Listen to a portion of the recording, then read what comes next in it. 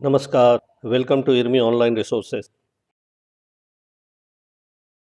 Let's discuss about the data that needs to be furnished to RailTel for onboarding of primary unit or your organization. First, basic user data form or BUD. This template is required so RailTel knows about the number of employees that they are going to onboard in order to look after the licenses. So the information to be furnished here, it is for assessing the total number of employees and their relative details, for arranging DSC and NIC email ID. Some of the user may already have NIC email ID and digital signature certificate. Still their details are required. Basic user data form, there is a template. I have enclosed an Excel sheet containing all the information and blank template where the data can be filled up. The information that needs to be filled in basic user data is name of employee. There are separate surname and first name should be filled separately. Designation with extension, place of working, mobile number, email ID, date of birth, IPAS number, and designation of reporting officer. This reporting officer is as per APAR reporting officer, and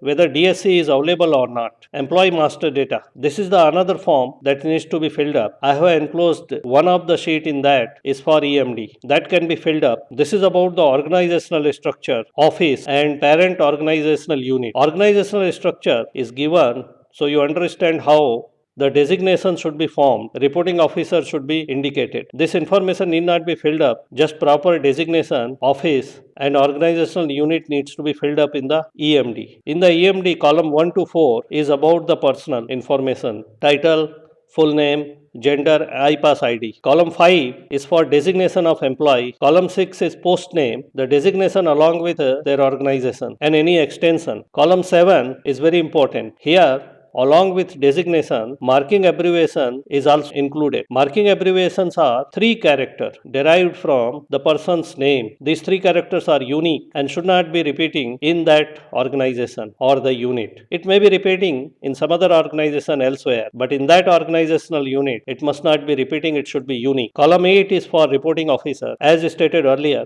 it is as per APAR, reporting officer. Name of organizational unit is column number 9. It is the office of. A little elaboration is required. Office of can be represented, can be noted by O/O, short for office of. All the SSE or chief OS and above desk holders are the office holders. So all the officials up to the rank of chief OS and SSE can have office of prefix to their post. All the officials below the rank of chief OS or the SSE can be attached to one of the office holders, and their organization unit can be their SSE is organization unit. Column 10 is the parent organization unit. Parent organization unit would be the name of the organization and it would be same for all the entries in the EMD. Column number 10 is parent OU or organization unit. This is the office of branch officer or office of divisional authorities. Column 11 and 12 are 10-digit mobile number and date of birth.